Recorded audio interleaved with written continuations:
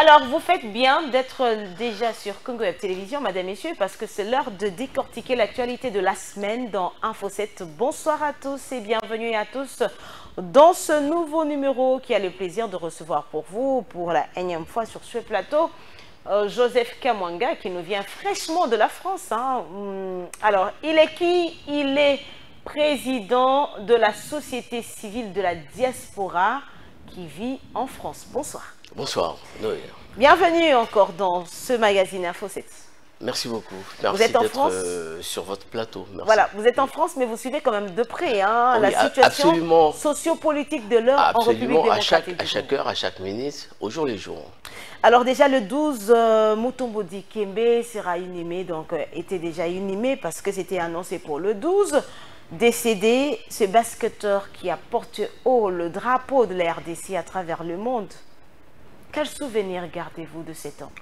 Oui, Mutombo, c'est une grande perte pour nous, pour notre basket, pour le basket. Il a d'ailleurs été élevé mondial. à titre posthume par le président de la République, l'ordre de Kabila. Tout à fait. Mutombo qui a commencé dans une modeste équipe de l'ONATRA dans les années 80, 70-80 bien sûr, mais il s'est posé un problème. Lesquels? Le problème, c'est que Mutombo, nous aurions voulu pleurer Mutombo ici au Congo, avoir les corps de Mutombo avec nous et l'enterrer selon les us et coutumes. Mutombo, les corps de Mutombo, pour nous, on a le sentiment que son corps est confisqué aux États-Unis. Oui, parce que Mutombo, pour nous, c'est un Congolais. Mais Mutombo si aurait son souhait changé. d'être inhumé là-bas. Mais justement parce qu'il est américain. Les Américains ne permettent pas à un citoyen américain mort sur les territoires et d'aller être enterré dans un autre pays. Et voilà, c'est un problème pour nous. C'est une frustration. Voilà, nous faisons le deuil de Mutombo, mais sans les corps de Mutombo. Voilà les problèmes. Donc ça soulève pas mal d'autres questions. La question de la binationalité. Le président nous avait promis de pouvoir faire voter une loi permettant la binationalité. C'est-à-dire que les Congolais ayant une autre nationalité ne perdaient pas la nationalité d'origine congolaise. Et voilà, Mutombo est enterré aujourd'hui aux États-Unis parce que il a perdu sa nationalité congolaise. Donc ça soulève un problème sérieux. Comment? Perdre sa nationalité congolaise. Oui, pour les Américains, c'est un Américain et les Américains nous regardent comme si nous plairions un étranger. Voilà, donc il est né au Congo bien sûr, mais il n'est pas congolais. Ça, c'est un problème sérieux. Moi, je pense que ça interpelle le président de la République. Ça l'interpelle. Il faut absolument faire vite. Mais il faut qu'il fasse voter une loi permettant la binationalité. C'est-à-dire que tout Congolais qui aura pris une autre nationalité ne doit pas perdre sa nationalité d'origine. Voilà ce qui nous arrive aujourd'hui. Joseph Kamwanga, vous vous sentez un peu touché. Vous avez également perdu votre nationalité congolaise? Non, mais je suis congolais. Ah, vous restez congolais absolument. Jusqu'à ce jour, mais vivant en France. Vivant en France, tout à fait, oui. Et pourquoi pour autant, pourquoi vous voulez d'office qu'il y ait cette loi qui permet aux Congolais de ne pas perdre leur nationalité d'origine? Parce que cette loi-là a beaucoup de conséquences. Lesquelles?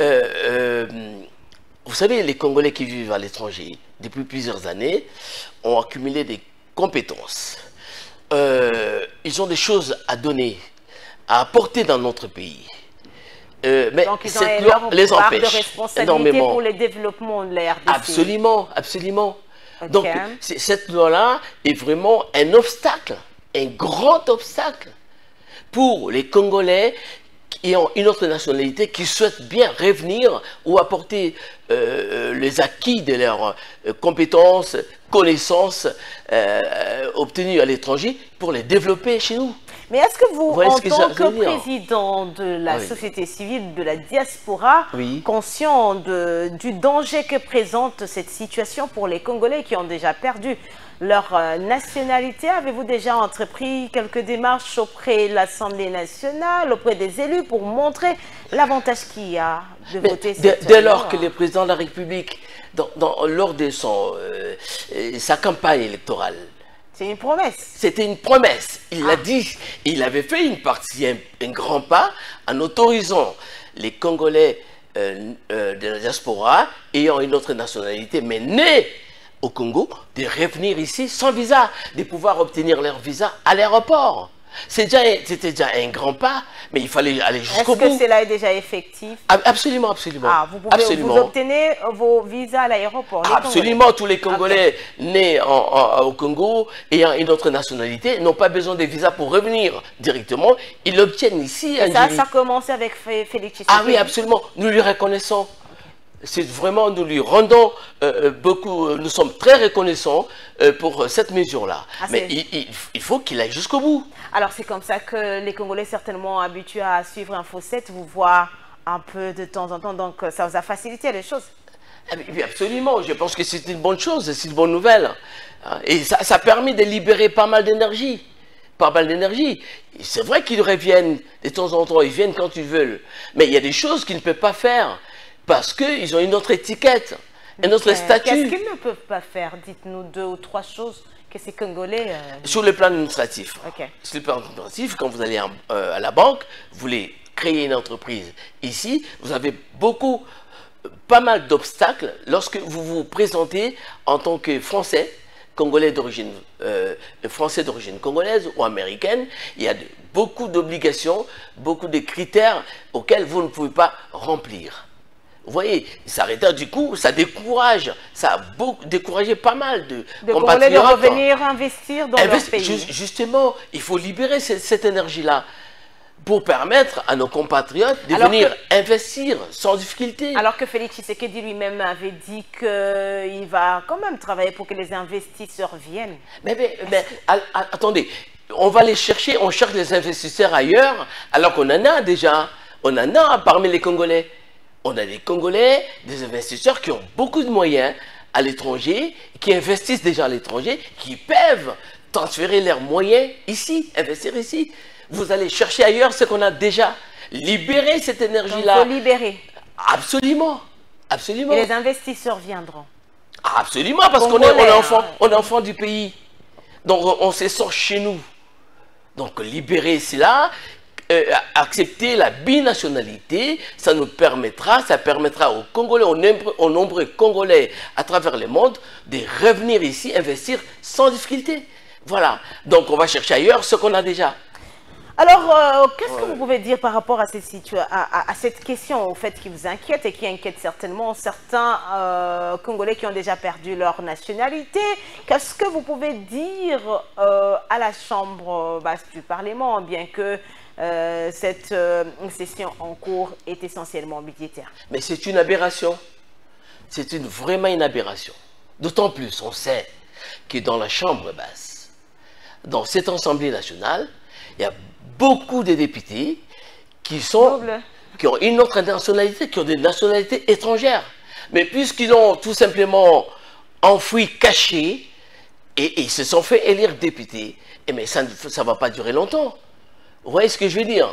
Ça existait déjà, ils sont députés, ils sont même ministres. Mais pourquoi ne pas le dire au grand jour, clairement, que voilà, désormais nous acceptons votre statut d'une autre nationalité, mais vous gardez tout de même votre nationalité d'origine. D'autant plus qu'on sait que ça existe. Ils sont très nombreux. Donc, au Parlement. Ça existe déjà. Mais ça existe déjà officieusement, en cachette. Et il faut le faire au grand jour pour libérer les énergies. Voilà ce qu'on demande au président de la République et à l'Assemblée nationale. Voilà. Alors, Joseph Kamwanga, vous êtes sportif. Oui. Alors, la rencontre RDC-Tanzanie, qui s'est soldée par 1-0 en faveur de la RDC, comment est-ce que vous avez trouvé quand même la prestation des Léopards? Les Léopards, nous avons une très bonne équipe, des Léopards, avec un coach, excellent coach, dont les compétences ne sont plus à démontrer, mais c'est une courte victoire. Comment ça, courte victoire? 1-0 face à la Tanzanie. Mais oui, parce qu'il y a un match retour qui va se jouer en Tanzanie. Et quelles sont les chances que vous accordez à l'équipe? J'aimerais bien que la RDC est obligée de gagner en Tanzanie à 2-0. 2 à 1 ou 2 buts à 0 ou 3 buts à 1. Et si ce n'est pas le cas? Ah, mais là, on perd, bien qu'on a une avance quand même considérable, on va pouvoir, on va perdre 2 points. Vous voyez ce que je veux dire? Donc, moi, j'aurais voulu que l'RDC gagne avec une avance au moins de 2-0 chez nous et en Tanzanie faire un nul. Alors, quels sont, vous en tant que sportif, quels sont les conseils que vous pouvez donc donner au coach pour que la RDC puisse remporter? Il y a 2 choses pour la RDC en Tanzanie. Soit faire 0-0 en Tanzanie ou un match nul. Et comment doivent-ils...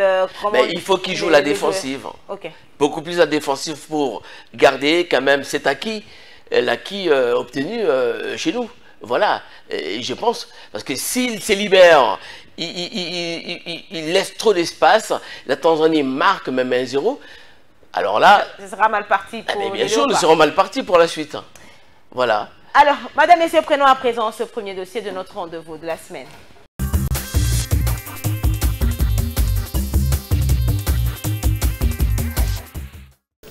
Communication du président de la République.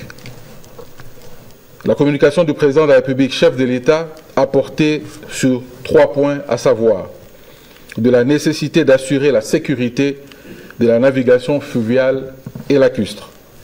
Le président de la République est préoccupé par des cas de naufrage qui sont couramment enregistrés dans les 3 dernières années sur le fleuve Congo et ses affluents, voire sur certains lacs du pays. Le dernier cas est celui du chavirement, le jeudi 3 octobre 2024, d'une embarcation qui a causé la mort et la disparition de nos compatriotes dans le lac Kivu.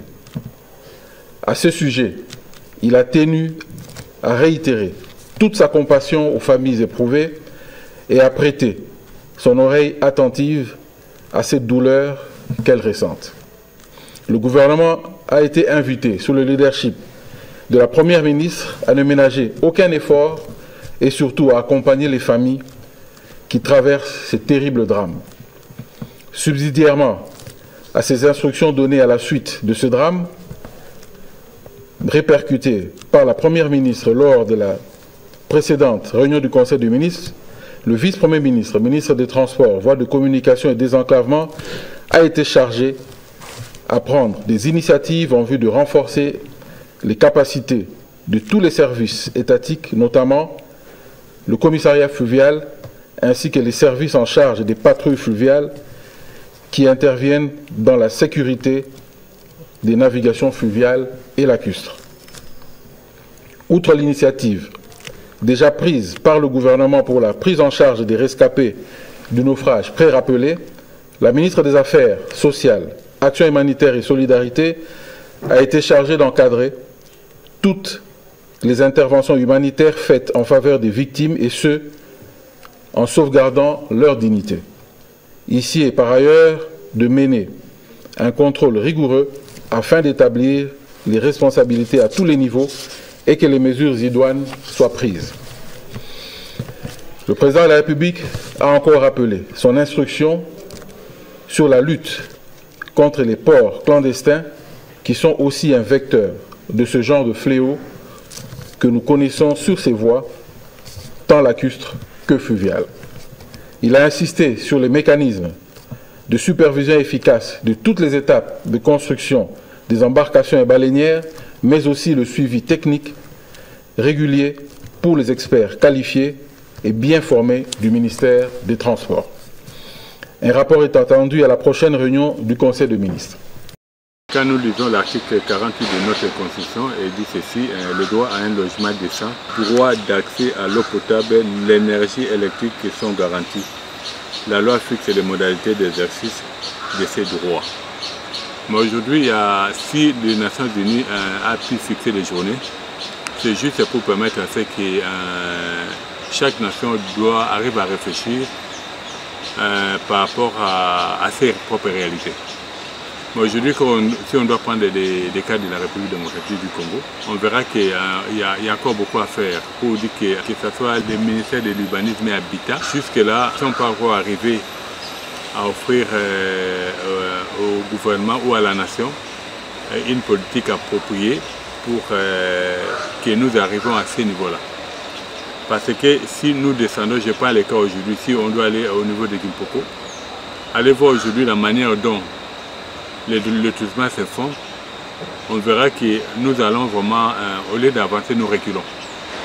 Parce que quand on voit les quartiers d'avant, les quartiers qui ont été urbanisés, viabilisés, et quand vous entrez dans ces quartiers, vous allez voir que la vie, elle est vraiment très décente.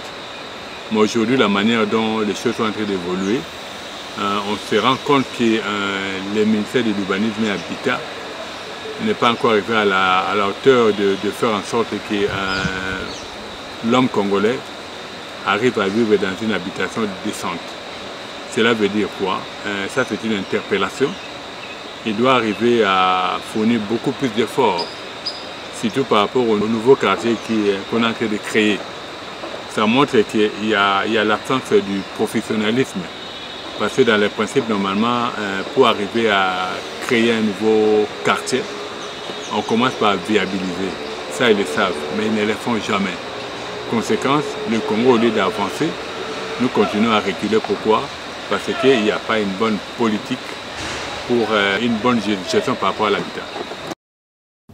Les conditions de précarité sociale dans lesquelles vivent les médecins les réduisent à la plus basse expression, les rendant incapables de se prendre en charge ou les membres de sa famille en cas de maladie et de circonstances urgentes. De ce qui précède, le médecin réunit ces jours en assemblée générale, prennent acte du calendrier tel que présenté par le Bureau national qui note que le préavis de grève allant jusqu'au 14 octobre 2024 à minuit, la grève commence le 15 octobre à 7h30 sous la forme service minimum. Pourquoi? Comme un chef de l'État l'a dit, un esclave qui n'assume pas sa révolte ne mérite pas que l'on s'apitoie sur son sort. Les modalités de la grève sous forme service minimum se présentent de la manière suivante. Sortie précoce des malades hospitalisés. La gestion accélérée des malades en poste opératoire. Annulation pure et simple de tous les actes électifs programmés. Annulation pure et simple de toutes les consultations externes. Et la prise en charge seulement des urgences extrêmes. Et pendant cette période de service minimum, le médecin œuvrant dans le centre de traitement de riposte contre les Mpox doivent se conformer aux modalités de la grève.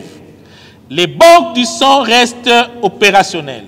Seul le médecin directeur, le médecin chef des départements, le médecin chef des services, des staffs plutôt, pas des services, les médecins chefs des divisions, les coordonnateurs de programmes, les médecins chefs de bureau sont les seuls qui assureront l'expédition des affaires courantes de leurs structures respectives. Chers membres du Conseil provincial de Kinshasa, chers médecins, mesdames et messieurs de la presse, il y aura une évaluation qui se fera le mardi 22 octobre et cela dépendra de la bonne foi du gouvernement de la République et sa disposition. Nous rappelons ceci. Le médecin restant au Congo sont souciés du bien-être de la population congolaise. Nous ne grèvons pas contre la population, nous grèvons parce que nous en avons marre. Le parti politique MDVC, parti de l'opposition extra-parlementaire, avait initié une série d'enquêtes sur beaucoup de questions, notamment les secteurs éducatifs. Et à l'issue de ces enquêtes qui avaient coûté 2 mois au MDVC, nous avons réalisé que le secteur de l'enseignement, en tout cas, est en péril. l'éducation nationale est en péril à partir du moment où l'enseignant congolais est très très mal payé. À l'issue de ces enquêtes, nous avons réalisé que l'enseignant congolais touche un salaire variant entre 80 $ et 150 $ selon les zones salariales. Et donc, pour l'information de tous les publics congolais, l'enseignant congolais à l'intérieur touche 82 $ en moyenne. Et l'enseignant à Kinshasa touche en moyenne entre 130 et 150 $. Et à l'issue de ces analyses, le MDVC, avec son président national, le docteur Justin Mudekereza, avons réalisé que l'éducation nationale est en péril parce que l'enseignant congolais, dès lors qu'il est très mal payé comme ça, il ne saura pas rendre un enseignement de qualité.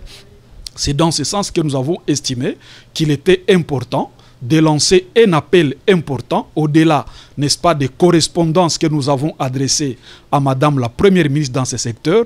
Nous avons aussi estimé qu'il était important de passer à une vitesse supérieure. Et cela étant, le MDVC, avec d'autres couches sociales de la nation, nous avons projeté une ville morte pour ce mercredi 16 octobre 2024. Ça signifie que la journée du 16 octobre, c'est une journée où il n'y aura pas de travail, pas d'école, pas de boutique, ni magasin, ni transport. Parce que nous devons faire un message commun de façon à ce que le gouvernement congolais prenne ses responsabilités. Nous avons aussi dénoncé le fait que depuis la grève des enseignants, il s'opère désormais un mécanisme, n'est-ce pas, de forcing allant dans le sens à forcer l'enseignant à rentrer. Les menaces sont telles que tout enseignant en grève qui ne rentrerait pas à l'école serait désactivé. Et donc, avec cette pression, nous avons estimé au niveau du MDVC que l'enseignant risque de rentrer sous pression et donc ça sera une rentrée physique mais pas morale.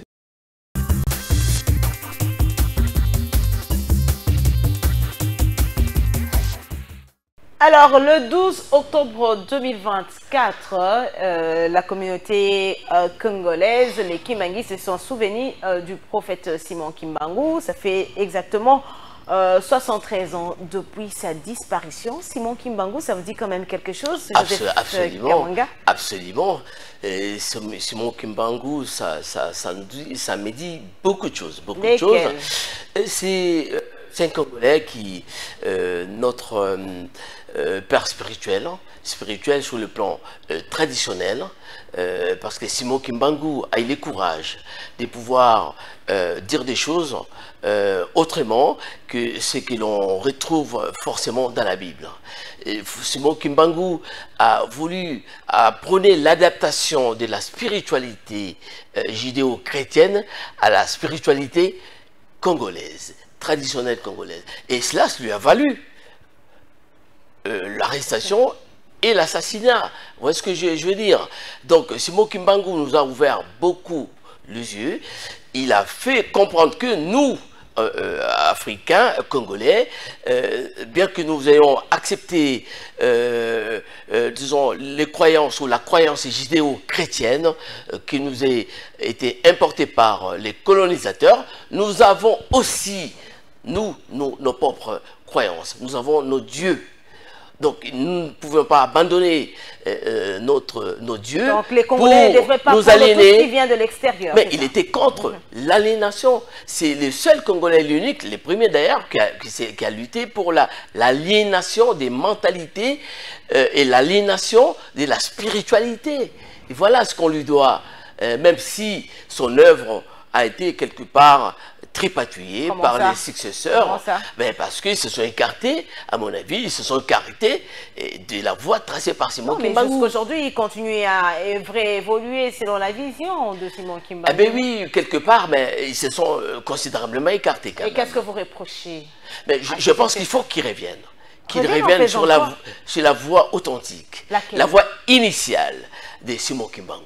On ne peut pas abandonner nos croyances africaines, nos croyances traditionnelles pour uniquement opter ou adopter les croyances judéo-chrétiennes. Il faut faire un mélange et cela nous permettra de pouvoir avancé sur le plan de la métaphysique. Voilà. Mais Simon Kimbangu, c'était un prophète, un métaphysicien. Le premier métaphysicien congolais que nous ayons connu dans ce pays. Malheureusement, voilà, il a fini tragiquement, mais je pense que ses héritiers s'écartent tout de même de la voie qu'il a tracée. Donc, je pense qu'ils vont pouvoir comprendre cela pour revenir à la voie initiale tracée par Simon Kimbangu. Alors, le 7 octobre, donc le premier lundi du mois d'octobre, est toujours consacré à la célébration de la Journée mondiale de l'habitat. Et cette année 2024, cette journée a été célébrée autour du thème « Engager la jeunesse pour créer un meilleur avenir urbain ». Comment créer ce meilleur avenir urbain en République démocratique du Congo? Écoutez, je pense que c'est une aberration. Créer un meilleur avenir pour l'habitat, pour les jeunes. C'est une aberration dans la mesure où nous sommes un pays où nous avons beaucoup de difficultés, beaucoup de problèmes par rapport à l'habitat. Vous savez, nous avons un système ici, nous n'avons pas de logements sociaux chez nous. En RDC, il n'y en a pas. Ces systèmes n'existaient pas. Ça existait un peu... il existe quand même... Pendant l'indépendance, voilà. Avant l'indépendance, pendant la colonisation, toutes les maisons que vous voyez à Bandal, à travers la RDC et dans cette province. Ce sont des maisons, c'était des habitats sociaux. Vous voyez, les Belges avaient commencé, avaient déjà développé ces projets. Mais pourquoi les Congolais n'arrivent pas à développer ces projets? Parce que nous avons un système communautariste. Nous vivons en communauté, dans une parcelle familiale, où c'est la famille qui a une portion de terre, et ça lui appartient, et elle et toute sa communauté. Donc, de ce point de vue, on ne peut pas développer l'habitat social. C'est trop loin de nos comportements. Ce n'est qu'un rêve pour le moment. La RDC peut se rattraper, non? Pardon? La RDC peut aussi se rattraper. Ah, mais il faut déjà réformer. Une grande réforme en matière d'habitat, en matière foncière. Il faut des réformes profondes dans cette matière-là pour que nous soyons capables de pouvoir aujourd'hui garantir les droits à la propriété. Quand on parle de l'habitat, c'est les droits à la propriété. Comment garantir les droits à la propriété pour chaque Congolais? C'est là que ça va commencer. Mais pour le moment, ce n'est qu'un rêve. Mais nous avons quand même le ministère de l'Urbanisme et Habitat, le ministère des Affaires foncières. Comment est-ce que vous trouvez le travail réalisé par ce avec ministère? cette urbanisation sauvage. Sauvage. Ah, mais c'est une urbanisation sauvage. Regardez comment l'on construit. Sauvagement, anarchiquement, partout dans Kinshasa. Vous savez, les conséquences pour cette urbanisation, aujourd'hui, l'insécurité dont on décrit aujourd'hui chez nous, c'est aussi à cause de cette urbanisation sauvage. Voilà. Donc, il faut déjà commencer à légiférer sur l'urbanisation, à pouvoir réformer l'urbanisation, faire en sorte que chaque Congolais puisse avoir les moyens de pouvoir obtenir un logement personnel, un logement social pour sa famille et pour lui-même. Mais avec cette méthode, cette pratique, cette urbanisation sauvage, nous sommes trop loin, hyper loin. Alors comment trouvez-vous le travail de ces deux ministères? Non, écoutez, ils sont là comme ils sont là, voilà. Il y a beaucoup à dire sur comment ils sont là, pourquoi ils sont là. Laissons voir les choses. Mais pour le moment, il n'y a pas de politique d'urbanisation tout à fait conforme. Il n'y a pas de politique d'habitat, pas de politique d'accession à la propriété. Un pays qui a déjà plus de 60 ans d'indépendance. Oui, il n'y a pas de politique. Malheureusement, c'est un constat que nous avons aujourd'hui. C'est le constat. Si à l'accession à l'indépendance, nos autorités de l'époque avaient poursuivi ce que le Belge avait commencé dans la commune de Badladungwa, dans la commune de Dendal, dans ce que l'ONATRA aussi a fait. Parce que, vous savez, l'ONATRA, ce sont des logements sociaux et qui sont revenus aux travailleurs, aux salariés de l'ONATRA qui sont devenus propriétaires aujourd'hui. Bon, la plupart ont revendu, les descendants ont revendu, ainsi de suite. Mais si cette politique avait été poursuivie, je pense que les Congolais, la plupart des Congolais, auraient droit aussi à une propriété. Alors, Joseph Kamwanga, vous êtes en train de dire que si le Congolais avait continué sur l'élan laissé par les Belges, est-ce que là, c'est une façon de donner raison à ceux qui estiment que l'homme congolais n'était pas préparé à son indépendance? Bien sûr, nous n'étions pas préparés. Tout le monde le sait, que nous n'étions pas préparés à l'indépendance. Nous avons anticipé, nous pensions que nous étions en mesure de pouvoir faire les choses, mais pas du tout. Le constat aujourd'hui, le constat est amer. C'est désastreux. Voilà. Mais malheureusement, mais heureusement que ce n'est pas trop tard pour mieux faire. Je pense que les autorités d'aujourd'hui pourront peut-être redresser la barre, mais nous n'étions pas prêts. La preuve que nous n'avions même pas assez des cadres, à l'époque à notre accession à l'indépendance. Aujourd'hui, il y en a quand même assez. Il y en a encore assez, heureusement. Mais je pense qu'aujourd'hui, ces cadres peuvent aujourd'hui, voilà, les gouvernements peuvent peut-être se rattraper. Alors, que pensez-vous de cette pensée de plus d'un Congolais qui estime que les pays qui ont été colonisés par les Belges n'ont jamais évolué, ce qui a conduit le pays de Paul Kagame, par exemple, qui a fait un pas en arrière pour aller chercher l'indépendance dans un pays anglophone? Oui, il faut reconnaître que les Belges avaient été de mauvaise foi. Cette indépendance, nous l'avions obtenue au prix du sang. Hein? Nous ne l'avions pas obtenue comme les autres pays, comme la Côte d'Ivoire, par exemple, qui l'a obtenue tranquillement, de façon pacifique. Nous l'avons obtenue au prix du sang. Et c'est la Belgique a été contraint de nous l'accorder. Et voilà. Non, malgré sa volonté. Hein. Oui, malgré tout. Malgré tout. Voilà, justement, vous savez, à l'indépendance, l'université Lovanium, que l'on appelle aujourd'hui l'université de Kinshasa, le nombre d'étudiants, cette université n'était pas faite pour les Congolais. Les gens ignorent que l'université Lovanium, l'université de Kinshasa aujourd'hui, était faite pour les enfants belges. Voilà pourquoi on a accueilli un peu beaucoup d'étudiants qui venaient de l'extérieur pour apprendre. Tout à fait. Et qui avaient une très bonne formation en RDC. Absolument, tout à fait. Parce que les Belges étaient de mauvaise foi. Ils disaient que non, si on forme ces gens-là, et ces gens-là vont se retourner contre nous un jour. Est-ce qu'aujourd'hui, il est temps pour la RDC de se révolter et chercher son indépendance ailleurs, comme l'a fait le pays de Kagame? Mais écoutez, nous sommes déjà indépendants, quand même, sur le papier. Le reste, c'est nous-mêmes. Ok. Qu'est-ce que nous faisons aujourd'hui pour être indépendants économiquement, politiquement? Bon, sur le plan culturel, d'accord, ça va encore. Oui, mais politiquement, économiquement, qu'est-ce qu'on fait aujourd'hui? Quand nous sommes dans un pays où on vit tous les jours les détournements des millions par les personnes, par les cadres, par les ministres qui détournent des millions d'argent, qui pouvaient servir à la construction des hôpitaux, construction des écoles, qui pouvaient servir à la construction des routes. Ces millions sont détournés par quelques personnes et les personnes qui ne sont pas poursuivies. Là, ce n'est pas la Belgique ou les Belges qui demandent. C'est nous-mêmes.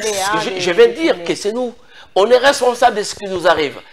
Oublions la Belgique qui est partie il y a plus de 65 ans. Oublions ça. C'est nous-mêmes qui sommes responsables de ce qui nous arrive aujourd'hui. Alors, vous avez parlé des écoles tantôt et en RDC, il y a quand même une grève depuis un temps. Oui. Cette grève qui a conduit aux écoliers, aux élèves de descendre dans la rue pour aller revendiquer. C'est le cas dans le Congo central où on a quand même signalé que la marche, imaginez-vous, des écoliers a été réprimée par des balles réelles, hein, oui, exactement, une situation qu'on a enregistrée également dans le Haut-Katanga où il semblerait qu'il y a eu même des morts, des élèves, selon les vidéos qui circulent. Alors, votre réaction? Écoutez, les élèves, comme tous citoyens, même si dans la plupart des cas, ils sont ce sont nos enfants mineurs et tout, peuvent manifester leur mécontentement. Mais je ne suis pas au courant de pourquoi est-ce qu'ils se manifestent. Pour réclamer la reprise des cours. Alors, le réclamer, ça nous renvoie quand même à ces fameux problèmes de la gratuité de l'enseignement. Ça nous renvoie à ça, la gratuité de l'enseignement de base. Voilà, justement. Est-ce que la gratuité de l'enseignement a été très bien étudiée, bien travaillée en amont? Voilà, si cela a été le cas, on ne peut pas avoir des élèves qui sortent dans la rue pour revendiquer la reprise des cours. C'est-à-dire quoi, la reprise des cours? Ça veut dire que les enseignants ne sont pas payés et sont en grève. C'est-à-dire que les conditions d'enseignement ne sont pas réunies. Et il y a pas mal d'autres problèmes. Donc, il n'est pas trop tard. Nous avons salué l'arrivée de la gratuité de l'enseignement. Il faut-il faire? Absolument revoir quand même cette gratuité. Il faut apporter des solutions, vous revoir ce qui n'a pas été fait et corriger les tirs pour pouvoir... Il faut assurer les salaires quand même décents aux enseignants. Il faut également que les conditions des cours d'enseignement dans les écoles soient des conditions quand même, des conditions assez... Est-ce que là vous êtes en train de donner raison notamment au cardinal Fridolin Ambongo qui n'était pas du tout d'accord avec ce processus? Non, je pense qu'il avait exagéré quand même, lui. Il exagérait, comme il exagère dans tout ce qu'il dit, dans toutes ses déclarations. Vous voyez ce que je veux dire? Le cardinal exagère dans ben tout ce qu'il dit. Quand même, il exagère dans tout ce qu'il dit. Ça? Et quand il va, pour pouvoir parler, il a besoin de se déplacer en France pour aller contacter la rédaction de France 24 et pouvoir critiquer le régime en place, critiquer le président de la République. Non, pas du tout. Ce n'est pas patriotique. Si vous avez des choses à reprocher au régime ou au chef de l'État, faites-les ici. Faites-les sur place. Vous n'avez pas besoin d'aller en France pour aller contacter la rédaction de France 24 pour pouvoir critiquer votre pays. Ce n'est pas du tout normal. Comment trouvez-vous cette démarche-là du cardinal? Mais c'est irresponsable. Comment c'est irresponsable? Vous parlez quand même d'un cardinal. Écoutez, c'est un citoyen pour moi, c'est un citoyen comme tout autre.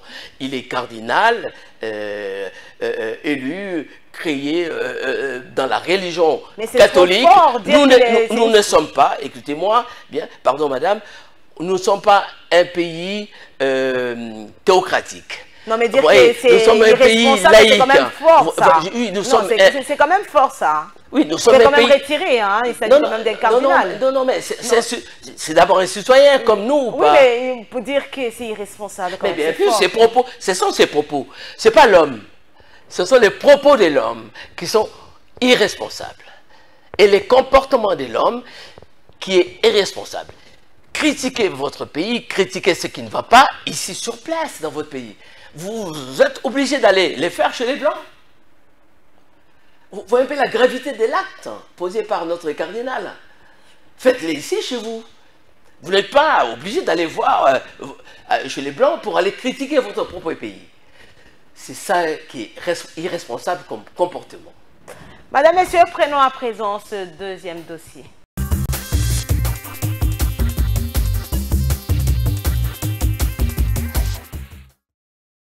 Le verdict est tombé 3 jours après la répression policière contre les élèves de l'école publique dans le chef-lieu de la province du Congo central. Après l'identification des auteurs de ces actes ignobles, le tribunal militaire de garnison de Matadi a condamné le policier André Mapatikala à 5 ans de servitude pénale principale pour violation des consignes et dissipation de munitions de guerre. Cet agent de la police, commis à la garde du maire de la ville de Matadi, avait ouvert le feu lundi dernier à l'endroit des élèves qui manifestaient dans la rue afin de protester contre la persistance de la grève des enseignants qui dure depuis plus d'1 mois. Le condamné va purger 5 ans au camp Moulaï, la prison centrale de Matadi. Il est aussi sommé de payer 150 000 francs congolais de frais d'instance. Le tribunal lui requiert 3 mois de contraintes par corps à défaut de paiement dans le délai légal. Mais aussi, il confirme sa détention et ordonne la restitution de l'arme Galilée numéro 74 78277 à la police nationale congolaise. Le maire de la ville, dont le policier assurait la sécurité, a lui aussi comparu au cours du procès en tant que renseignant. Il a affirmé n'avoir pas donné à l'agent l'ordre de tirer, ce que ce dernier a confirmé à son tour.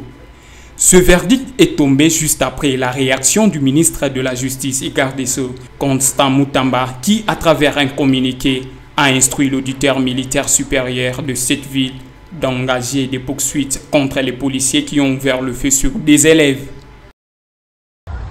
Le régime de M. Tshisekedi, qui est assoiffé du sang, a raté de massacrer des milliers de jeunes élèves qui marchaient à Matadi pour demander la réouverture, demander la reprise des cours, parce que comme vous le savez, les enseignants avaient grévé pour demander qu'on puisse améliorer les conditions de travail et les conditions également salariales. Et la coalition Lamuka, la DD Congo, nous condamnons fermement ce qui s'est passé aujourd'hui à Matadi. Comment les policiers chargés ou censés sécuriser peuvent tirer sur nos enfants.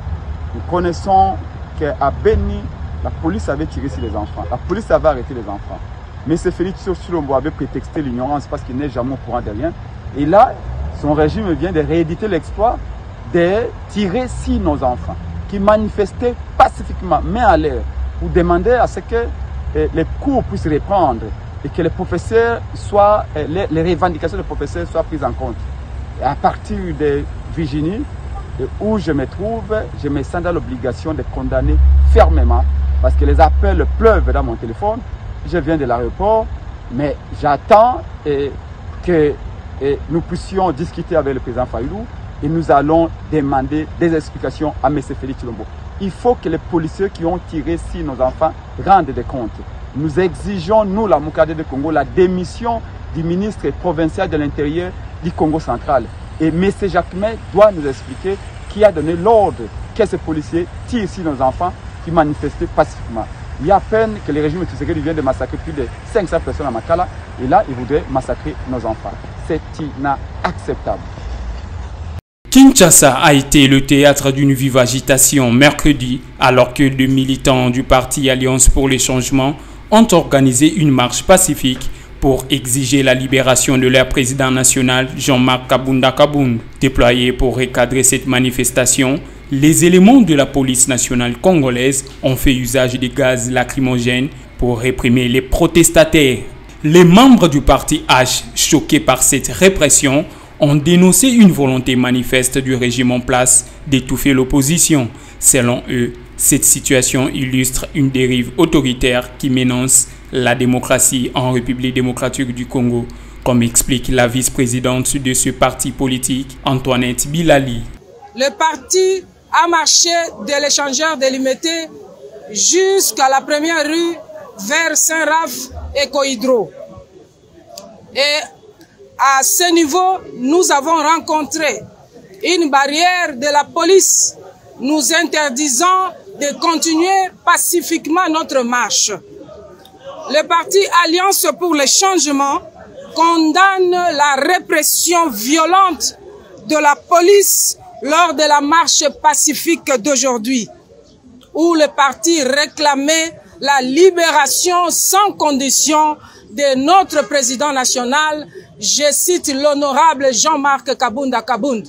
Incarcéré à la prison centrale de Makala, Jean-Marc Kabunda Kabound a été récemment condamné à 7 ans de prison pour outrage au chef de l'État et propagation de faux bruits.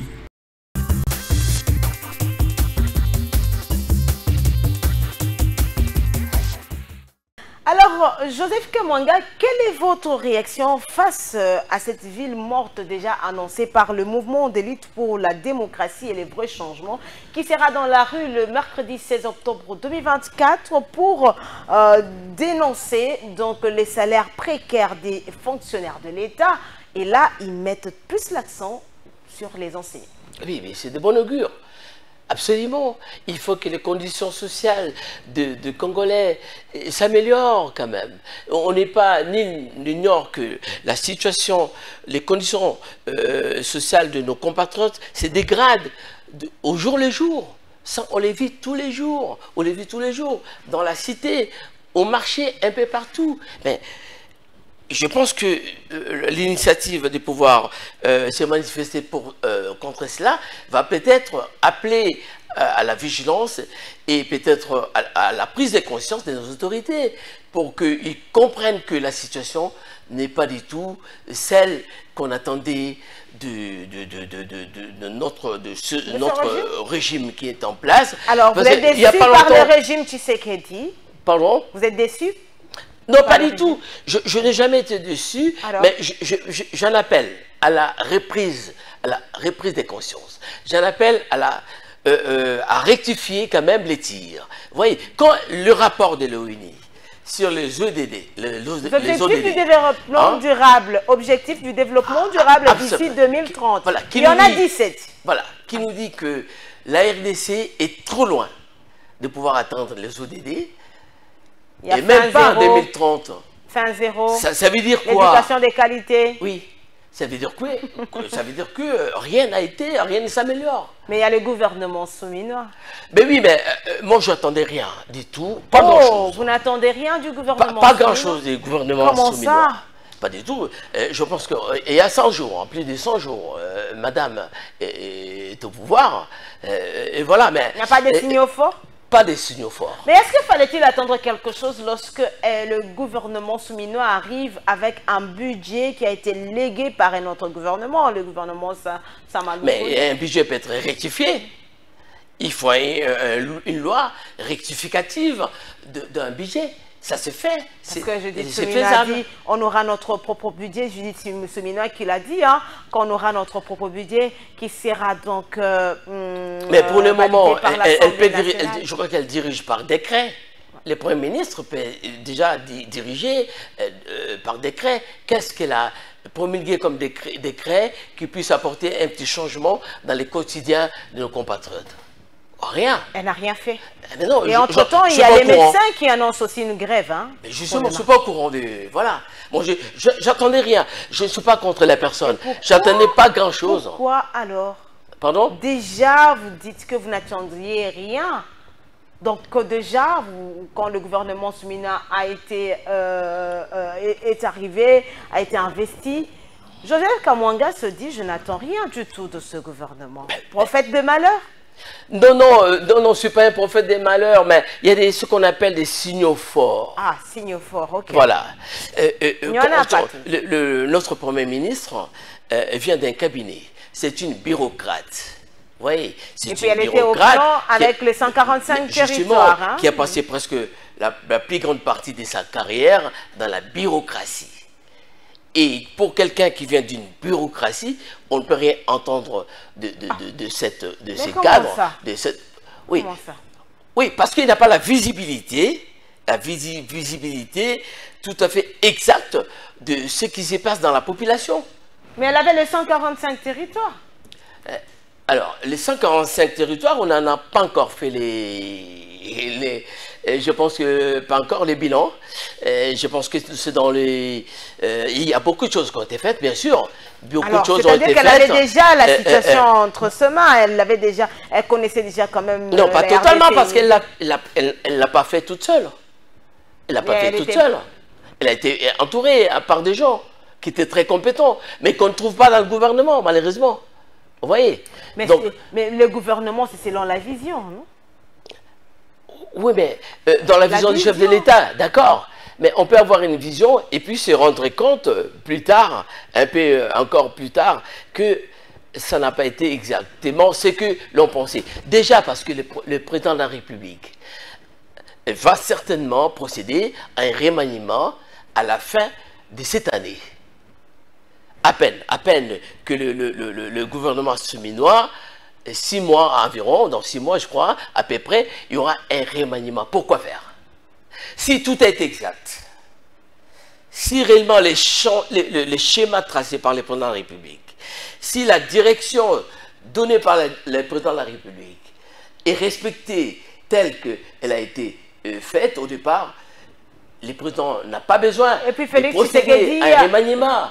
Félix Tshisekedi a annoncé aussi ce remaniement avant même les 100 jours. Hein. Mais oui, parce qu'il s'est rendu compte il s'est rendu compte rapidement, et heureusement pour lui, parce que c'est quand même un côté où nous sommes bien d'accord avec lui, parce qu'il s'est rendu rapidement compte que non, les choses ne vont pas se dérouler comme il les souhaitait.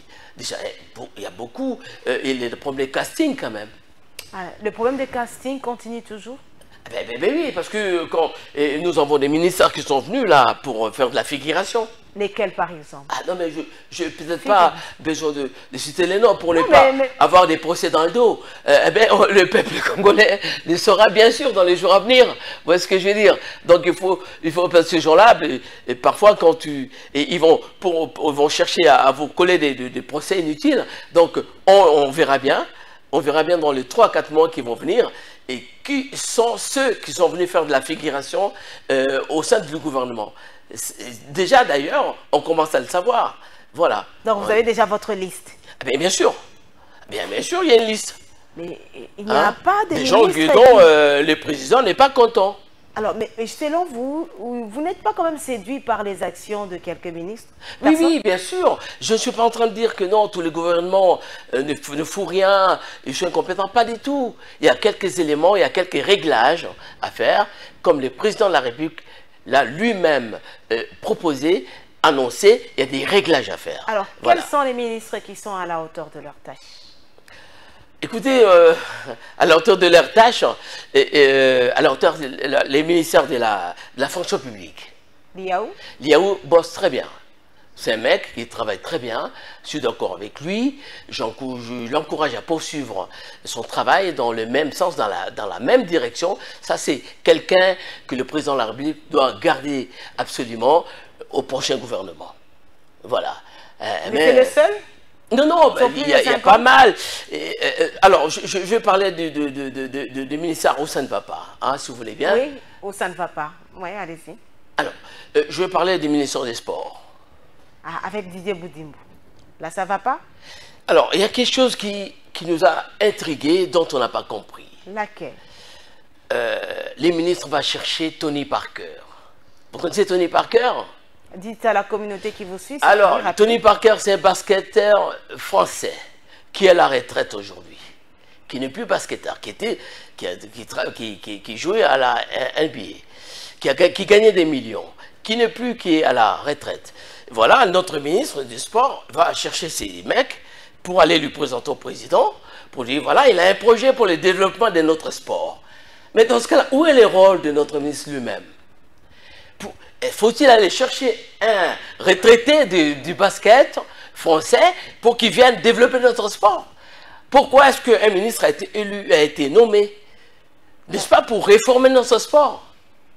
Mais c'est grave cet acte-là. Où est-ce que je veux dire? L'acte du ministre vous gêne, pourquoi? Mais parce que ce n'est pas Tony Parker qui doit venir développer notre sport. Et qui doit en plus, c'est le rôle du ministre de réformer en profondeur notre... Vous savez, parmi une centaine de fédérations sportives, nous avons une centaine de fédérations. Ouais. Il y a des fédérations dont on ne parle plus jamais, qui ont disparu. Lesquelles? Je parlais de la fédération prenons le cyclisme, du cyclisme. La fédération la fédération de basket, volleyball, la fédération de handball, c'est presque disparu. Ce sont des sports qui faisaient notre fierté à l'étranger. Hein? Avez-vous les noms des joueuses de handball aujourd'hui ou de basketball? Vous savez qu'il y a eu, il n'y a pas longtemps, un championnat ici de basketball féminin. On a été battus à l'aller comme un retour par les Cameroun. Vous voyez, et c'est nous qui étions pays organisateurs. Heureusement que la plupart des pays ont refusé de venir. Vous voyez, moi, ce que je demande à Didier Boudimbo, de pouvoir travailler sérieusement, d'arrêter d'organiser des fêtes, des cérémonies pour l'accueil des boxeurs congolais qui auraient battu. C'est tout ce qu'il fait voilà. Depuis qu'il est là. C'est tout ce qu'il fait. Cérémonie. Mais on assiste aux cérémonies. Ah, depuis qu'il est là. Avez-vous une idée de la politique, de la refondation de notre sport aujourd'hui? Avez-vous, vous, en tant que journaliste chevronné, avez-vous une idée de la politique de la rénovation ou de relance de notre sport? Ils sont sérieux. Madame, messieurs, place à ce dossier de notre rendez-vous de la semaine.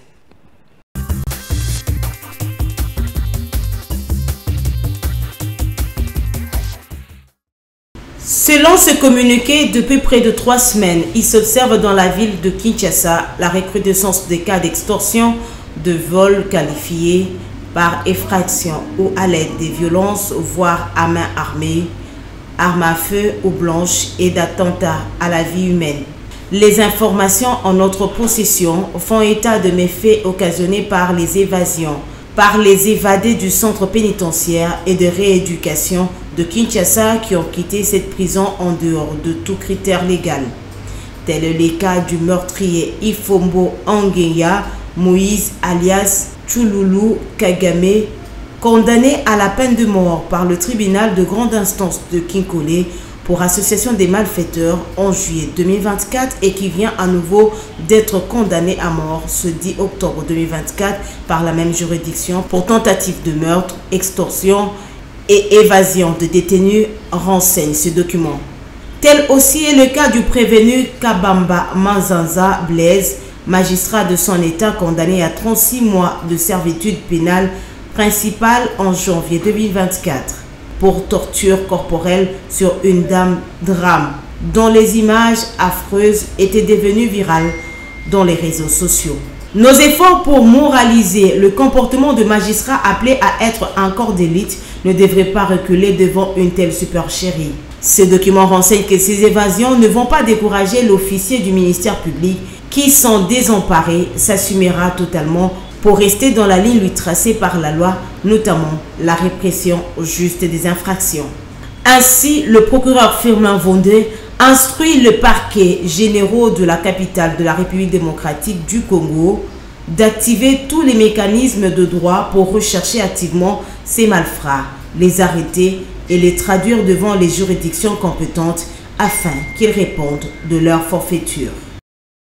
Lors de l'élection tenue à l'Assemblée générale des Nations unies à New York aux États-Unis, la RDC a recueilli 172 voix sur un total de 190, signifiant un large soutien de la communauté internationale. Aux côtés de la RDC, plusieurs pays ont été élus pour le même mandat, notamment le Bénin, la Bolivie, la Colombie, les Chypres, la République tchèque, l'Éthiopie, la Gambie, l'Islande, le Kenya, les îles Marshall, le Mexique, la Macédoine du Nord, le Qatar, l'Espagne, la République de Corée, la Suisse et la Thaïlande. Soulignons que cette élection permet à ces pays de participer activement aux travaux du Conseil pour la promotion et la protection des droits de l'homme à l'échelle mondiale. Basé à Genève, le Conseil des droits de l'homme est composé de 47 États membres élus pour un mandat de 3 ans. Sa mission est de renforcer la protection et la promotion des droits humains dans le monde entier, d'examiner les violations présumées des droits de l'homme et de formuler des recommandations afin d'y remédier. Il faut donc noter que la République démocratique du Congo s'est portée candidate au Conseil des droits de l'homme et au Conseil de sécurité des Nations unies depuis le mois d'août dernier. Les 2 candidatures avaient été endossées par l'Union africaine au cours de la 4e session ordinaire du Conseil exécutif tenue les 14 et 15 février 2024 à Addis Abeba en Éthiopie.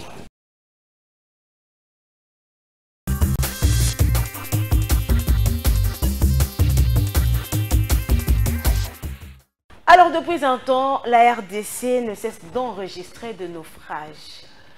Joseph Kamwanga, que faut-il faire aujourd'hui pour mettre quand même fin à ce drame? Ça peut arriver, mais ça devient quand même inquiétant. Hein? C'est très inquiétant. Maintenant, presque chaque semaine ou 2 semaines qu'on enregistre. C'est hyper inquiétant dans la mesure où il y a des milliers de morts chaque année. Je pense qu'il faut, il faut que le ministère du Transport puisse légiférer. Jean-Pierre Bemba. Jean-Pierre Bemba puisse légiférer dans ce domaine. n'importe qui ne peut pas construire un bateau ou une baleinière et être autorisé à effectuer les transports maritimes. C'est incroyable. C'est incroyable. Il y a une anarchie tellement dans ce domaine et qu'on ne peut pas s'étonner d'avoir tous ces morts-là. Mais c'est parce que le pays lui-même ne fait pratiquement rien. Mais, alors, oui, mais ça revient au rôle du politique. Pourquoi sont-ils là? Pourquoi est-ce que le président les a mis là? Pourquoi le président les a nommés? C'est pour pouvoir améliorer les choses. Chacun dans son secteur. Voilà, c'est lui. Dans les transports, doit améliorer les choses, doit réformer son secteur, ne peut pas autoriser les transports maritimes à n'importe qui, parce qu'il s'agit de la vie des gens, des milliers de gens qui meurent tous les jours. Donc l'autorisation des transports maritimes doit être soumise à des règles très strictes, absolument strictes. Pas n'importe qui ne peut pas s'autoriser à effectuer ces transports voilà, transport maritime avec des gens et même des enfants. Avec des vous vies, voyez, hein, ce sont des vies humaines, alors que la vie est sacrée, reconnue même dans la Constitution. Absolument, absolument. On a l'impression que c'est un peu cette sacralité de la vie est un peu mise. Mais c'est pris à la légère quand même. Vous savez, ça nous ramène, vous savez, penser à ce que la vie humaine n'a plus de prix dans notre pays. En RDC, hein. En RDC, on la les vie... enfants qui sont... on tire sur les enfants. Voilà. On enregistre de morts à Kinshasa. Voilà, on va tirer sur un groupe de prisonniers qui est mécontent, à balles réelles. La vie humaine n'est plus sacrée. Il faut vraiment respecter la vie humaine. Voilà. Donc, si on continue comme ça, je pense que... Non, mais je pense que ces pays, notre pays, dans 50 ans, 100 ans, ira encore très, très, très mal. Alors, absolument. Hein? Que pensez-vous de l'arrestation de l'opposant Seth Kikouni et les autres opposants qui sont aujourd'hui en prison? Écoutez, je pense qu'ils ne sont pas arrêtés parce qu'ils sont opposants. Il faut que les gens arrêtent ce genre de considération. C'est ce que pensent les opposants eux-mêmes, que c'est un acharnement. Ah, pas du tout, il n'y a pas d'acharnement. Ces personnes sont arrêtées, pas parce qu'ils sont opposants, pas parce qu'ils sont journalistes, ils sont arrêtés parce qu'ils ont quand même enfreint la loi. Et la loi, si nous voulons un pays, un état de droit, respectons la justice, respectons ce qui... Pensez-vous que l'état des droits est en marche? Pardon? Pensez-vous que l'état des droits est en marche? Non, c'est une aspiration. C'est une aspiration. Quand vous aspirez à quelque chose, il faut quand même poser des actes qui démontrent que vous aspirez à quand même à atteindre cet état de droit. Voilà. Donc la justice fait son travail. Laissons-le faire son travail et on verra par la suite. Il y a des voies de recours qui vont être au bénéfice de ces personnes qui sont en tôle aujourd'hui. Mais moi, à notre avis, nous, ils ne sont pas arrêtés parce qu'ils sont journalistes, ni ils sont opposants. C'est parce que, et quelque part, ils ont violé la loi. Et s'ils ne l'ont pas fait, il y a des avocats, il y a des voies de recours qui feront qu'ils vont être arrêtés, ils vont être rétablis dans leurs droits. Donc, regarde, faisons confiance quand même, au moins, à notre justice. Alors, est-ce que comme certains, voyez-vous, Tshisekedi, le régime Tshisekedi aujourd'hui est devenu un régime... Tshisekedi aujourd'hui considéré comme un dictateur, parce qu'il y a quand même des gens qui ont annoncé, des personnes, des opposants bien sûr, qui ont annoncé aller en exil. Dernièrement, les députés nationaux Lemba, on a Jean-Claude Vwemba bien sûr, et aussi Franck Diongo, qui sont allés et on les présente comme des exilés. Alors là, vous me citez là les gens qui ne sont pas un exemple. Qui ne sont pas des exemples ni pour les politiques, ni pour nos enfants, ni pour l'avenir de ces pays. Comment ça? C'est M. Lemba qui était député. Vous avez vu qu'elle ne faisait que dormir pendant toutes les séances. On a vu des photos qui circulaient un peu partout. Pendant que les travaux se poursuivaient, et il ne faisait que dormir. Vous voyez l'image qu'il avait déjà donnée en tant que député. C'est celui-là qui doit être un exemple. Il peut dire n'importe quoi sur le président de la République. Voilà, il va partir. Qu'il aille en exil. Et le Congo ne perdra rien du tout pour lui, s'il va en exil, ça sera un bon débarras. Comme il est parti, c'est un bon débarras pour la RDC. Ça ne va rien changer au quotidien des Congolais, parce que c'est un monsieur qui avait donné un très mauvais exemple. Et Franck Diongo? Franck Diongo? Écoutez, Franck Diongo, je pense qu'il est poursuivi. Il est parti des pays de la manière dont on sait. Il doit revenir quand même, rendre compte à la justice ici dans notre pays. Il ne suffit pas de partir clandestinement à l'étranger et commencer à critiquer les pays, votre pays d'origine, et dire que je suis en exil. Vous savez, en exil, l'exil dont il parle, si vous savez comment l'exil est très difficile à vivre. Mais je pense qu'ils les savent très bien, ils les vivent d'ailleurs, mais ils ne pourront pas le dire aux gens. C'est très compliqué de pouvoir quitter son pays et aller vivre en exil parce que c'est très difficile, hyper difficile. Parce que vous serez confronté à pas mal de problèmes, de difficultés, des problèmes de logement, des problèmes de papier. Hein? Et il y a également les problèmes de droits, tous les droits sociaux, et puis qui vont faire que ces personnes-là, si je vous dis que ces gens sont partis, qui disent qu'ils sont partis en exil, n'ont même pas où dormir.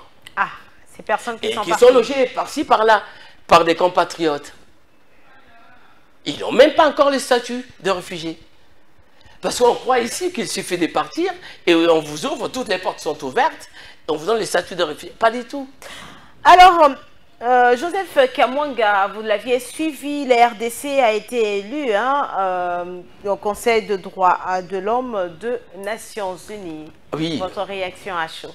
Non, c'est une très bonne nouvelle, bien sûr, mais ce n'est pas la première fois que nous sommes élus au Conseil des droits de l'homme de l'ONU. En 2017, déjà, nous y étions. Nous avons fait notre mandat de 3 ans. Quel bilan avons-nous tiré de ces premiers mandats? Qu'est-ce qu'on garde de notre premier mandat? Alors, dites-nous, qu'est-ce qu'on garde de ce mandat? Est-ce que le respect des droits de l'homme a considérablement évolué dans notre pays? C'est encore un chantier. C'est encore un chantier, voilà pourquoi il y a 2 voix qui s'élèvent pour contester cette élection. Non, l'élection n'est pas mauvaise. Mais c'est une des responsabilités. Cette élection est une responsabilité, est une charge. On nous dit, on nous interpelle. Voilà, faites améliorer les conditions des droits de l'homme dans votre pays. Nous vous admettons dans ces cadres d'échanges, de consultations pour que vous puissiez aussi améliorer les conditions des droits de l'homme dans votre pays. Ah, c'est ça l'essence de cette élection? Mais ce conseil consultatif des droits de l'homme, c'est un cadre consultatif. Il n'est pas coercitif. Il n'y a pas d'obligation. Il ne nous oblige aucun pays. Il formule que des recommandations. Alors, comment voyez-vous la démarche de ces Congolais opposants qui n'étaient pas d'accord et qui ne sont même pas encore d'accord? Non, il faut qu'ils comprennent que nous avons pour nous, c'est aussi une chance pour nous de pouvoir se retrouver dans ces cadres-là pour confronter nos expériences à d'autres pays et améliorer. Ce qui reste, c'est améliorer chez nous. C'est très important. Il ne faut pas nier tout ce qui se passe. Il y a des choses qui s'améliorent. Moi, j'ai critiqué au départ le ministre de la Justice. Voilà. Mais je pense qu'il faut... Là, il a mis un peu de l'eau dans son vin. Il travaille maintenant de façon professionnelle. Je pense que le président de la République va pouvoir les garder longtemps. Avant, Moutamba n'était pas professionnel, c'est ce que vous non, au voulez départ, quand même, on sentait une sorte de brutalité dans l'application des lois. Il était brutal. Pensez-vous que c'était du populisme? Oui, un peu, il y avait ça dedans. Il y avait aussi la jeunesse, quand même. Ces jeunes, il y a aussi cette... c'est sans chaud. Oui, tout à fait, de la jeunesse. Mais il a fini par comprendre que non, il faut qu'il travaille de façon professionnelle, et cela dans l'intérêt, quand même, des Congolais. Parlant de la justice, il y a ce communiqué signé par le procureur général Firmin Vondé qui dénonce la recrudescence de la criminalité et de la violence dans la capitale de la République démocratique du Congo et lie cela aux évasions enregistrés dans la capitale congolaise et instruit ainsi les parquets généraux, activer donc tous les mécanismes pour mettre la main sur les criminels qui se sont évadés de Makala. Oui, d'accord. Il faut arrêter tous ces criminels qui courent dans la nature. Est-ce une façon d'annoncer, corriger, parce qu'on a eu quand même on a vu les différentes sorties des prisonniers de la prison. Oui, c'est une façon de dire que même les criminels ont été libérés. Mais bien sûr, nous l'avons dit.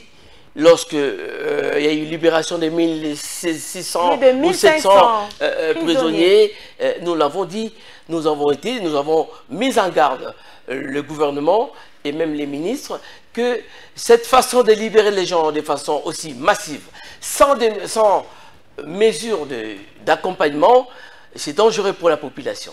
Ce n'est pas forcément les gens qui se sont évadés, qui aujourd'hui sont à l'origine de la recrudescence de la criminalité. Qui ont été libérés. Et même les gens qui ont été libérés, même ces gens-là, ils sont selon les ministres, c'était une stratégie pour désengorger. Nous, on s'y attendait. Mais désengorger, il faut créer des places. Il faut créer des places supplémentaires. Il faut construire des prisons. Makala, c'est encore un grand terrain. Quand vous allez à la prison de Makala, il y a un grand terrain, beaucoup d'hectares derrière.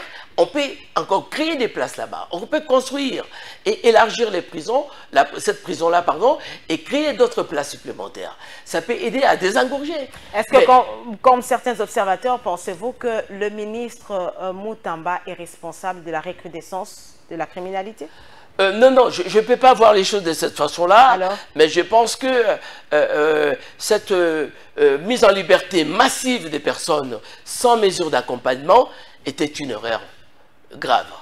Voilà. Madame, Messieurs, place à présent à ce dernier dossier de Info7.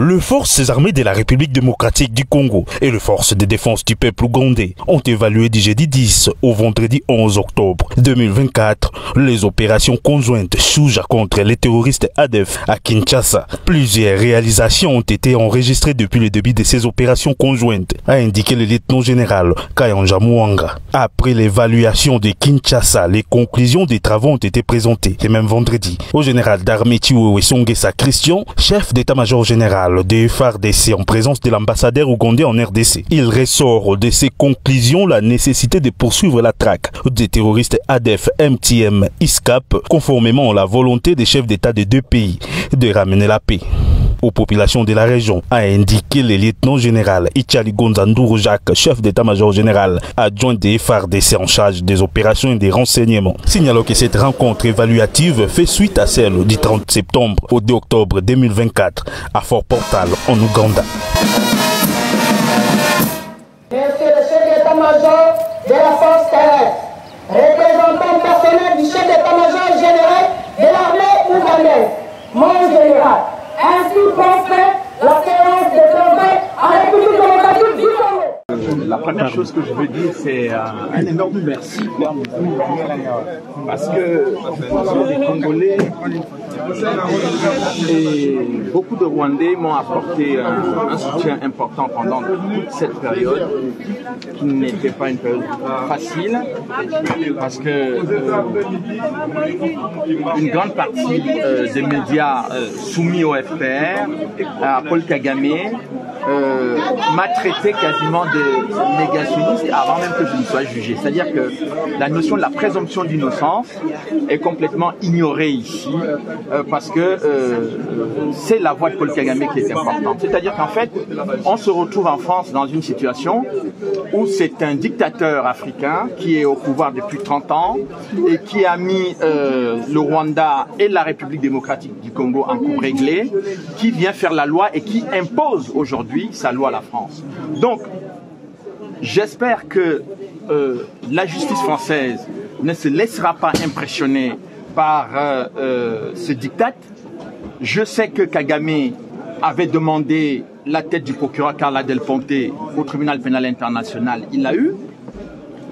Il a demandé à obtenir la destruction de l'enquête du juge Bruguière. Il a eu. Et aujourd'hui, il demande la tête de Charles Onana. J'espère qu'il ne l'aura pas.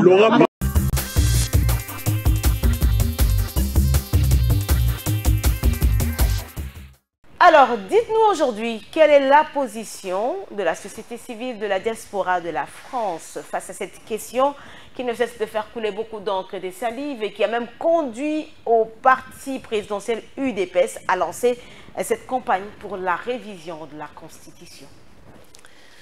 Bon, écoutez, nous, à la société civile de la diaspora en France, nous sommes pour, non seulement pour la révision, mais nous sommes pour les changements. Pour les changements. Changements tout court. De la Constitution. Nous les disons tous les jours. Donc vous voulez une autre Constitution? Absolument. Alors nous voulons accéder à la 4e République. Parce que la révision ne va pas apporter grand-chose. Parce qu'il y a un article qu'on nous dit, c'est un article qui est verrouillé. Qu'on ne peut pas toucher. Oui, auquel qu'on ne peut pas toucher. Donc, le président sera toujours dans la même situation, et même les gouvernements. Donc, nous voulons les changements. Et il est possible de changer cette constitution-là. Et qu'est-ce que vous voulez en demandant une autre constitution? Non, parce qu'une nouvelle constitution va pouvoir libérer les énergies. Il va faire en sorte que le président de la République puisse être comptable de son mandat pleinement et qu'il sera lui-même le chef du gouvernement et il va rendre compte au peuple. Il ne va pas se reporter sur la première ministre ou le premier ministre. Voilà, il prendra des décisions. Il pourra révoquer les gouverneurs. Il pourra révoquer aussi les ministres. Et que pensez-vous du mandat du président de 5 ans? Écoutez, le premier mandat de 5 ans, nous l'avons dit qu'il a lui-même été confronté... par rapport à la Constitution qui prévoit 5 ans. Nous voulons bien un mandat de 7 ans. 7 ans. Ah, bien sûr. Et ça a été fait en France. En France, ça a été fait en sens inverse. Chirac était dans un septennat et il y avait une modification des constitutions. Il a demandé la réduction des septennats au quinquennat sous Chirac. Et tout comme nous pouvons demander une prolongation, un prolongement du mandat de 5 à 7 ans. Et cela permettra au président de la République de pouvoir mieux gouverner, de pouvoir aboutir, c'est-à-dire faire aboutir ses projets. Alors aujourd'hui, il y a des gens qui estiment que la campagne déjà lancée par l'UDPS est dans une précipitation. Est-ce aussi le cas pour vous? Non, ce n'est pas l'UDPS forcément qui a lancé. Cette prise de conscience, les ONG, certaines ONG l'avaient déjà exprimée. Et nous, en France, nous l'avions exprimée. D'ailleurs, vous savez, parce qu'il y a une chose que les gens oublient. Savez-vous pourquoi est-ce que la diaspora a voté massivement cette fois-ci, la première fois, et massivement pour le président de la République? C'est un travail que nous avons commencé à faire depuis 2 ans et qui aboutit à la sensibilisation de la diaspora pour que la diaspora s'implique par son vote pour faire changer les choses. Et nous demandons le changement de cette constitution-là. Vous voyez ce que je veux dire? Donc, je pense que là, le moment est arrivé. Absolument, le président de la République doit absolument réfléchir avec des gens qui sont pour ces changements. Il doit constituer un comité de modification constitutionnelle et qui va pouvoir travailler sur... Les opposants sont contre le parti de Joseph Oui, mais il y aura toujours... n'est pas du tout d'accord. Il y a plusieurs quand même. Moïse Katumbi qui dit que ce n'est pas la Constitution qui vous empêche de développer ce pays. Ce n'est pas la Constitution qui vous envoie aller détourner de l'argent. Ce n'est pas quand même la Constitution. Là, vous me citez un opposant qui... je pense que... il n'est pas fait pour être président de la République. Hein. Je pense que le monsieur que vous citez, Moïse Katumbi, donc Moïse Katumbi n'est pas fait pour être président. Nous ne pensons pas qu'il ait les profils indiqués pour pouvoir diriger quand même ces pays. Mais de l'autre côté, il y a quand même Kabila qui pourra rentrer dans la course parce que rien ne lui interdit. Mais pourquoi pas, si on change de constitution, Kabila... Non, même sans changer la constitution, Kabila reviendra dans la course. Mais pourquoi pas, parce que là, tout le monde peut venir. Non, même si on ne change pas la Constitution. Non, non. Avec cette Constitution, Kabila peut rentrer. Si avec cette Constitution-là, Kabila ne peut pas revenir au pouvoir. Ferdinand Cambéré l'a démontré sur ce non, plateau pas pour du dire tout. que Kabila va revenir. Il a dit. On a dit c'est deux ans. Cambéré raconte des sottises. Voilà, juridiquement, le président Joseph Kabila ne peut pas revenir au pouvoir. Il a son statut de sénateur à vie qui lui convient très bien. Voilà, il en reste là. Si on change de cours, s'ils veulent bien qu'il revienne, qu'il accepte. Non, ils ne sont pas pour. Ah voilà. Ils ont dit ne touche pas à ma constitution. C'est ça le slogan du PPRD. Non, parce que. Et d'ailleurs, ces partis PPRD n'est pas dans la République. Ils sont hors la République. Ils sont dans la résistance. Ah mais je ne sais pas de quelle résistance s'agit-il, mais ils sont hors la République. Quand vous refusez de voter, vous refusez d'aller aux élections, écoutez, vous êtes hors la République. Et c'est dangereux pour eux. Comment ça dangereux? Mais parce que pour nous, ils sont, leur position est de nature à être des ennemis de l'intérieur. Ah, donc vous voulez dire que le PPRD est un ennemi de l'intérieur? Oui, mais s'ils poursuivent dans cette voie-là, quand vous vous mettez hors la République, vous devenez ennemi de l'intérieur. Alors, il y en a, malheureusement, il y en a encore beaucoup, il y en a des milliers. Ici, au Congo. Ah ben, on a des ennemis de l'intérieur et des ennemis de l'extérieur. C'est qui nous combattent à l'Est. De l'intérieur, à part les PPRD, vous en connaissez d'autres? Non, mais les services sont là, ils font ça tous les jours. Alors, pour les débusquer. Voilà. Le procès Charles Onana s'est ouvert à Paris.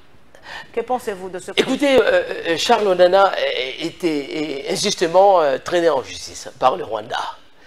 C'est Kagame, c'est les coups de Kagame, entraîné en justice parce que pour déni, ce qu'on lui reproche, il dénie les génocides. Mais nous, qui reconnaît notre génocide à nous, Congolais, à l'Est? On refuse. Quand vous regardez bien, vous suivez la presse, on nous refuse les termes de génocide. Alors que nous, on n'a plus le nombre de morts chez nous et 10 fois plus que le nombre de morts. Il parle d'un procès politique. Et oui, mais bien sûr, ils veulent faire plaisir à Kagame. Ils veulent faire plaisir à Kagame. Et voilà, il faut monter ces procès bidons. Et d'ailleurs, nous soutenons, nous sommes tous derrière Charles Onana. Parce que d'ailleurs, ces génocides dont on vante, qui a été les business de Kagame, écoutez, ça pose beaucoup de questions sur les conditions de ces génocides. D'ailleurs, dans ses premiers mots à la presse, il dit que Paul Kagame veut que la République démocratique du Congo disparaisse. Ah, bien sûr, le Rwanda, pour le Rwanda, leur existence équivaut à la disparition ou au démembrement de notre pays. C'est ce qui se passe dans leur tête, les Rwandais. C'est-à-dire que pour eux, pour que les Tutsis puissent survivre, pour que l'État, la nation Tutsi puisse perdurer, nous devons disparaître ou nous devons être démembrés. Et il va là en disant qu'il ne faut rien attendre de la communauté internationale. Hein. Ben oui, on les voit tous les jours. On voit tous les jours. Voilà, les procès de Charles Onana est une preuve qu'on ne peut rien attendre de la communauté internationale. On ne peut rien attendre d'eux. Voilà, je pense que là, les présidents ont fait quand même bien de pouvoir se tourner de temps en temps vers les BRICS. C'est le monde de demain, les BRICS. Voilà. Donc, Félix Tshisekedi fait bien. Oui, pour le moment, sur le plan diplomatique, nous le soutenons, nous sommes bien d'accord avec ce qu'il fait. Quand ça ne va pas, nous n'hésitons pas à pouvoir dénoncer et même proposer des choses pour ceux qui nous suivent. Nous ne critiquons pas pour critiquer, mais quand nous critiquons, nous proposons, nous disons, là, ça ne va pas, il faut ceci ou cela. Quitte à pouvoir faire le choix de... Quelle lecture faites-vous de la position de Félix Tshisekedi à la francophonie lorsque Macron n'a pas fait mention de l'insécurité dans l'Est de la République démocratique? Alors, c'était une très bonne réaction. Et une réaction qui mérite respect et considération. Et d'ailleurs... Il y a quelqu'un qui a dit, et si Macron avait parlé de la RDC dans son allocution, qu'est-ce que ça allait changer? Est-ce que ça allait changer la guerre? Écoutez, les gens qui tiennent ces genres de propos, ce sont des propos irresponsables. Ils sont eux-mêmes irresponsables. Vous savez, au Burkina Faso, le président Kaboré avait réagi de la même façon que le président Tshisekedi. Macron, dans une salle, dans une amphi au Burkina Faso, avait tenu des propos désobligeants à l'égard du président Kaboré. Et qu'est-ce que le président Kaboré avait fait? Il avait fait quoi en son temps? Il est parti, il a quitté la salle. Il est parti, il a quitté la salle. Parce que c'était irrespectueux pour un chef de l'État. Et nous ne pourrons pas concevoir qu'en France, dans un sommet des francophonies, étant un pays, le premier pays francophone au monde. Il y a même un représentant spécial de l'Union européenne qui était en RDC à Kinshasa, mais qui n'a pas été reçu par le président de la République. Ah, mais Bibi, c'est tout à fait normal. Pour le Rwanda. Tout à fait, non. Mais Bibi, justement ça, notre lutte, la guerre, ça se fait aussi sur d'autres terrains. Il y a le Rwanda qui nous mène une guerre sur d'autres terrains, sur les terrains de la francophonie, où il a fait élire son représentant, j'ai oublié le nom de la dame, et le Rwanda nous poursuit un peu partout, sur tous les terrains. Nous le savons très bien. À nous. En un mot, que faut-il pour la paix dans l'Est de la RDC? Et ça sera la fin. Écoutez, pour nous, le président et le gouvernement fait un grand travail pour déjà réformer notre armée. L'armée est rajeunie, ça c'est une très bonne chose. Nous avons maintenant des milliers de jeunes en état de combattre. L'armée est équipée. L'armée, les FARDC se sont bien comportés, se sont bien battus, parce que la guerre ne s'est pas propagée sur tous les territoires. La guerre est cantonnée à l'est de la République de notre pays. Et nous avons d'ailleurs entraîné le Rwandais et leur supplétif de M23 dans une sorte de bourbier. Ils restaient là. Parce que nous, pour le moment, nous combattons en défensive. Nous pensons que cette défensive va pouvoir apporter quand même des résultats. Et nous finirons par regagner, pour terminer, les territoires qui sont aujourd'hui illégalement occupés par le Rwandais et leur supplétif du M23. Alors Joseph Kamwanga, c'est complètement fini pour ce numéro de Info 7. Vous avez juste 1 minute pour vous adresser à cette population congolaise qui vous a suivi aujourd'hui. Comme toujours, je demande à la population congolaise, à nos compatriotes, de croire à notre pays, d'être patriotiques, d'envoyer vos enfants à l'école. Parce que ce sont eux qui vont hériter de notre pays. C'est à eux que nous allons laisser ce pays. Donc, il faut bien encadrer vos enfants. Envoyez-les à l'école pour que demain, quand nous ne serons plus là, ce sont eux qui vont pouvoir présider aux destinées de notre pays. Il faut croire encore à nos autorités, même si elles commettent beaucoup d'erreurs. Mais croyons encore en eux. On verra bien dans les prochaines élections. On verra bien s'il faut les sanctionner ou s'il faut les retenir. Voilà tout ce que je peux dire. Alors, madame, messieurs, c'est complètement fini pour ce numéro de Info 7. Je rappelle que notre invité de ce jour est président de la société civile de la diaspora en France, Joseph Kamwanga. Merci une fois de plus d'avoir répondu à nos questions. Merci beaucoup, Léla, de m'avoir invité sur votre plateau. Alors, je ne cesserai de le dire, Info 7 est une émission de Congo Web Télévision. Info 7, votre émission, Info 7, notre émission. Eh bien, c'est l'heure, c'est complètement fini. Merci de rester fidèle sur la chaîne haute définition Congo Web Télévision.